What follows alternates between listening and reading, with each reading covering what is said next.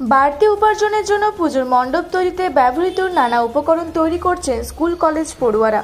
পুজোর আগে হাতের কারুকার্য করে বাড়তি উপার্জন করছেন গৃহবধূরাও।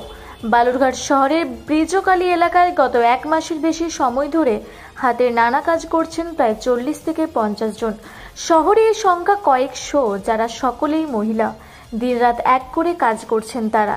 এই কাজ করে দিনে 250 থেকে 300 টাকা করে উপার্জন করেন মহিলারা।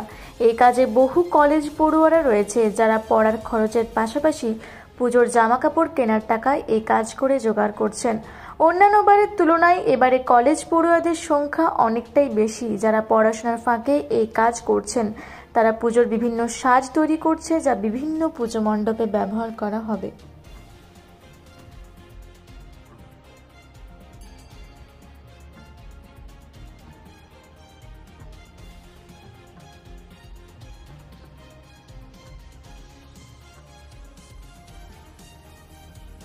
এখন মোটামুটি আমরা এখানে আছি 45-50 জনের মতন।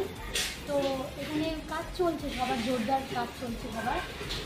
সবাই আনুমান লাগিয়ে একটু পুজোর আগে কাজ শেষ হওয়া এখন চলছে, কাজ চলছে। আচ্ছা, এই মুহূর্তে হচ্ছে কীরকম তোমার এখানে খুব ব্যস্ততা লক্ষ্য করছে কাজে? ব্যস্ততা বলতে কাজে তো যে যার মতন মানে এখানে কাজ করছে, সবাই নিজের কাজে ব্যস্ত। তো কাজটা যত উঠানো যায় সবাই এটাই আশা করছি। এবছর তোমাদের এখানকার যে মণ্ডপ তৈরি হচ্ছে সেটা হচ্ছে তোমাদের হাতে, এবার এটা হচ্ছে তৈরি হচ্ছে। তো যারা এবার দেখবে দর্শনার্থী, তারা দেখে কীরকম একটা ভাব পাবে বা কী মনে করছে? তোমাদের হাতের কাজ সবাই দেখবে কীরকম মনে করছে? কেমন হবে? আমরা যেভাবে কাজ করছি সবাই মিলে 45-50 দিন ধরে কাজ করছি, দেখে নিজেরই তো আমাদের মানে যেভাবে হাতের কাজ করছে সবাই দেখে মনে হচ্ছে ভালো। এবার দর্শনার্থীর রিয়াকশন এখন তারা কেমন দেবে, কিন্তু আমাদের হিসেবে যারা যেরকম করছি আমরা ভালো, খুব ভালো। তুমি কি পড়াশোনা করো? এখানে যারা কাজ করছে তারা কি পড়াশোনা করে? তাহলে পড়াশোনা বাদ দিয়ে এই যে কাজটা করছো, কেন করছো? না, পড়াশোনা বাদ দিয়ে বলতে কি এখানে হচ্ছে টাইম মেনটেন করে কাজ করানো হয়। পড়াশোনার সময় ছেড়ে দেওয়া হয় পড়াশোনার জন্য। আবার যারা হচ্ছে পড়াশোনা মেনটেন করে এখানে এসে কাজ করবে তাদের জন্য মানে সুযোগ সুবিধা আছে।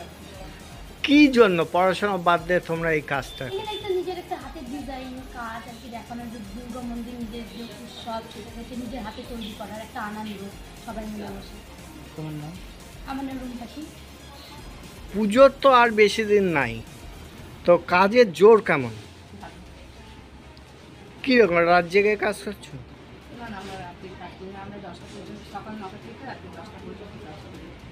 কতজন কাজ করছো? বালুরঘাট থেকে বিদ্যুৎ কুমার মাহাতোর রিপোর্ট, রূপসী বাংলা মিডিয়া।